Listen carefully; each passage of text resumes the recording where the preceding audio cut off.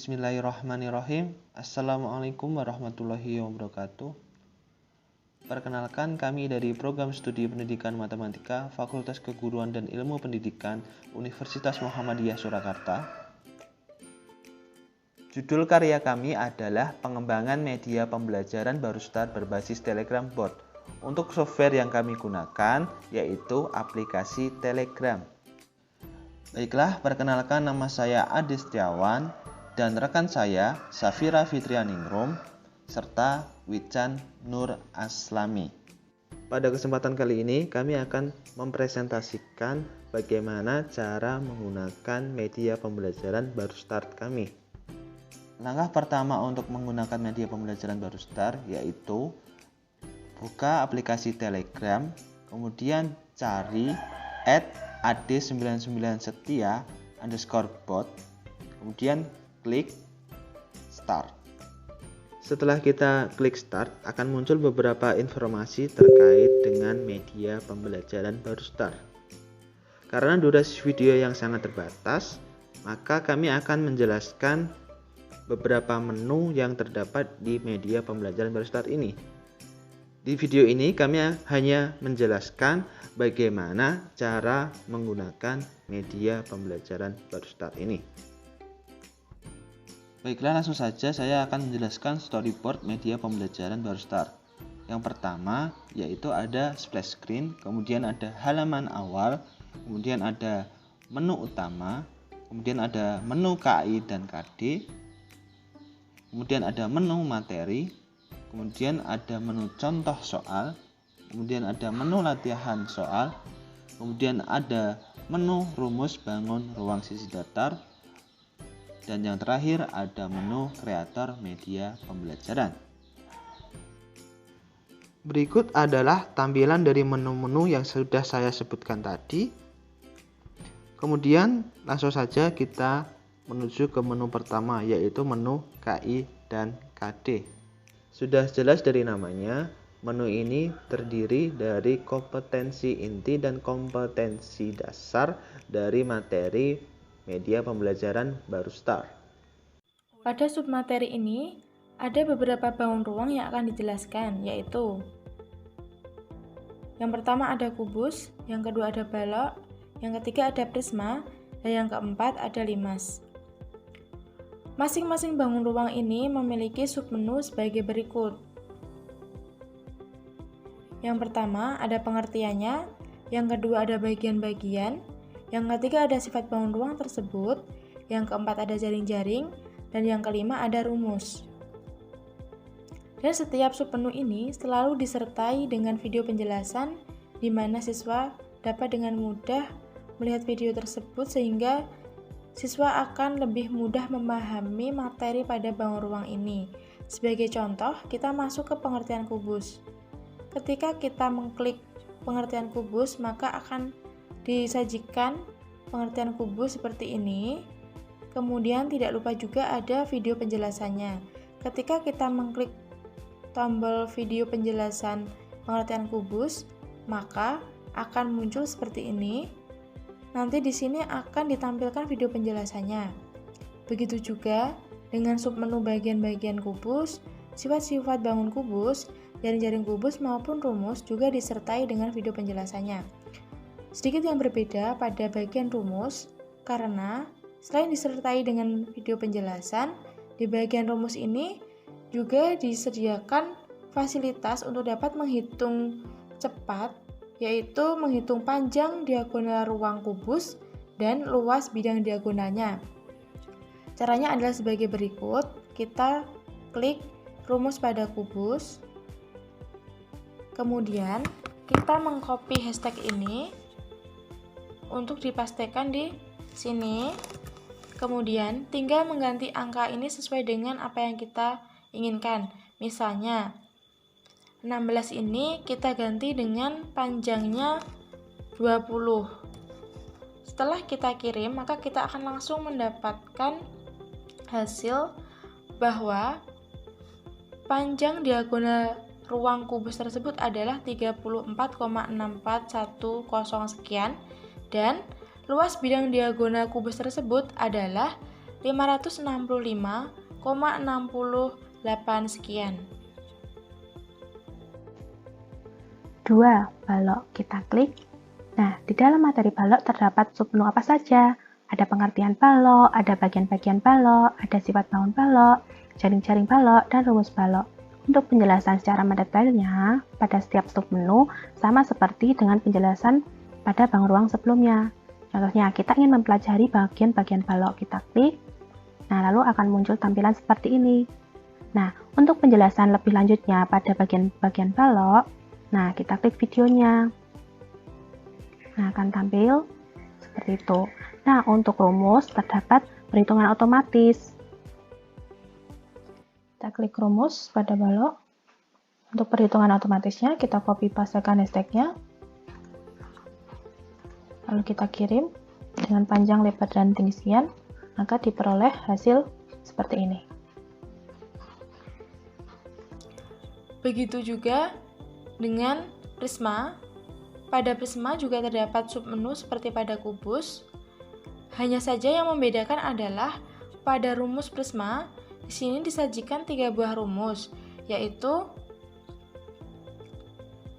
ada rumus pada prisma segitiga, kemudian rumus pada prisma segi 5 beraturan, dan yang ketiga yaitu rumus pada prisma segi 6 beraturan.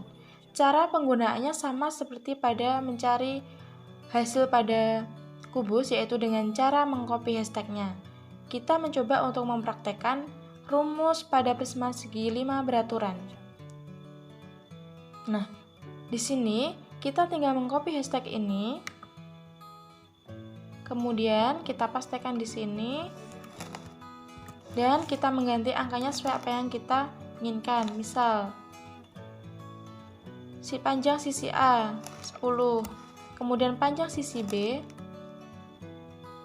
atau disebut juga dengan tinggi, mungkin bisa kita ganti dengan 5. Setelah kita kirim, maka kita akan mendapatkan hasil sebagai berikut. Luas permukaan prisma dengan panjang 10 satuan, kemudian tingginya 5 satuan, maka mendapatkan hasil luas permukaan sebesar 594,095 sekian. 4. Limas. Kita klik. Di dalam materi limas terdapat submenu apa saja? Ada pengertian limas, ada bagian-bagian limas, ada jaring-jaring limas, dan ada rumus pada limas. Untuk penjelasan submaterinya masih sama dengan bangun ruang sebelumnya. Yang membedakan yaitu rumus pada limas. Kita klik. Nah, akan tertampil rumus pada limas ada 4. Ada rumus pada limas segi 3, 5 segi 4, 5 segi 5 beraturan, dan 5 segi 6 beraturan. Kita klik rumus pada 5 segi 3. Untuk perhitungan otomatis, kita copy pastekan hashtagnya. Lalu kita kirim. Diperoleh hasil seperti ini. Untuk rumus yang lainnya, rumus pada 5 segi 4, kita klik. Lalu kita copy pastekan hashtagnya, lalu kita kirim, diperoleh hasil seperti ini. Rumus 5 segi 5 beraturan, kita copy pastekan hashtagnya, lalu kita kirim, diperoleh hasil seperti ini. Log 5 segi 6 beraturan, kita copy pastekan hashtagnya, lalu kita kirim. Diperoleh hasil seperti ini. Pada menu contoh soal, kami menyajikan 10 contoh soal, di mana setiap contoh soal ini selalu disertai dengan video penjelasan dari penyelesaian soal tersebut. Di sini saya akan mengambil contoh soal nomor 1 dengan soalnya, berikut ini yang bukan merupakan jaring-jaring kubus adalah. Setelah membaca soalnya, siswa diharapkan dapat memilih jawaban yang ada di sini, kemudian mengecek apakah jawabannya betul atau salah dengan cara mengklik penyelesaian contoh soal ini. Setelah diklik, maka akan muncul jawaban. Nah, pembahasannya adalah jelas bahwa gambar jaring-jaring A, B, dan C merupakan jaring-jaring kubus. Jadi, gambar jaring-jaring D bukan merupakan jaring-jaring kubus, sehingga jawabannya adalah yang D. Apabila siswa masih belum paham, maka dia dapat melihat video penjelasannya yang ada di sini. Dengan cara diklik video ini, nanti akan muncul tampilan seperti ini. Nah, di sini siswa dapat mendengarkan dan menyimak video penjelasan dari penyelesaian soal nomor 1, sehingga siswa bisa lebih paham. Begitu juga dengan soal-soal yang lain, setiap soal selalu disertai dengan video penjelasan yang akan mempermudah siswa dalam memahami materi bangun ruang. Contoh soal nomor 2, kita klik. Soal nomor 2 ini menerapkan konsep kubus pada beberapa pertanyaan yang disajikan, seperti ini. Untuk menampilkan penyelesaian, kita klik yang biru ini, penyelesaian. Lalu untuk menampilkan penjelasan lebih lanjutnya berada di video ini. Lanjut ke contoh soal nomor 3. Contoh soal nomor 3 ini menerapkan konsep kubus pada masalah kontekstual pembuatan kandang ayam. Penjelasan lebih lanjutnya sama seperti contoh sebelumnya. Lanjut ke contoh soal nomor 4, kita klik. Nah, contoh soal nomor 4 ini menerapkan konsep balok pada masalah kontekstual biaya pembuatan akuarium berbentuk balok. Nah, soal yang nomor 5.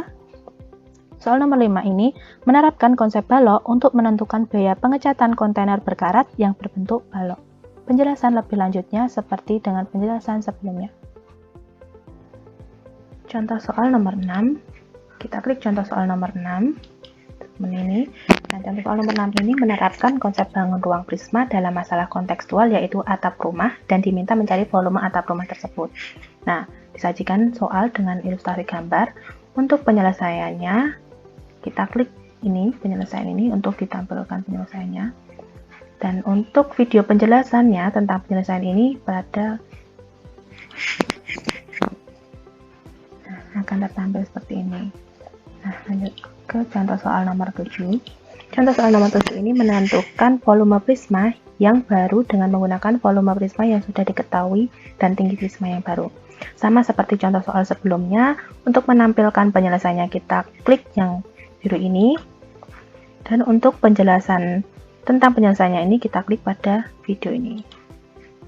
Sama untuk contoh soal berikutnya. Kita contoh soal ke-8. Nah, contoh soal nomor 8 ini menerapkan konsep limas segi 4 untuk mencari tinggi limas. Kita klik untuk menampilkannya. Nah, lanjut ke contoh soal nomor 9. Contoh soal nomor 9 ini menerapkan konsep limas segi 4 untuk mencari volumenya. Sama, kita klik penyelesaian ini. Lalu untuk penjelasan videonya kita klik. Lanjut ke contoh soal nomor 10. Nah, contoh soal nomor 10 ini itu gabungan konsep balok dan limas untuk mencari luas permukaannya. Dan ini penyelesaiannya. Nah, kita telah mempelajari tentang contoh soal bangun ruang sisi datar. Baiklah, langsung saja kita menuju ke menu selanjutnya, yaitu menu latihan soal. Pada menu latihan soal ini terdapat beberapa informasi, yaitu yang pertama ada informasi mengenai kreator media pembelajaran, kemudian ada catatan mengenai latihan soal ini. Di sini tertulis menu ini hanya dapat diakses oleh guru, jadi siswa pada menu ini hanya mendapatkan kisi-kisi untuk mengerjakan latihan soal tersebut. Untuk guru akan mendapatkan menu tambahan dengan cara menghubungi kreator media pembelajaran. Setelah guru menghubungi kreator media pembelajaran, maka guru akan diarahkan atau diajari bagaimana cara menggunakan menu khusus untuk guru ini. Baiklah, berikut adalah kisi-kisi latihan soal media pembelajaran baru start. Pada bagian kali ini terdiri dari KD, IPK, indikator soal, nomor soal, dan skor. Selanjutnya ada cara mencetak soal latihan dan penyelesaiannya yang memiliki kode soal tak terbatas. Setiap kali guru mencetak soal latihan, maka guru akan mendapatkan soal dengan kode soal yang berbeda. Sekian video dari kami mengucapkan banyak terima kasih dan kurang lebihnya mohon maaf sebesar-besarnya. Wassalamualaikum warahmatullahi wabarakatuh.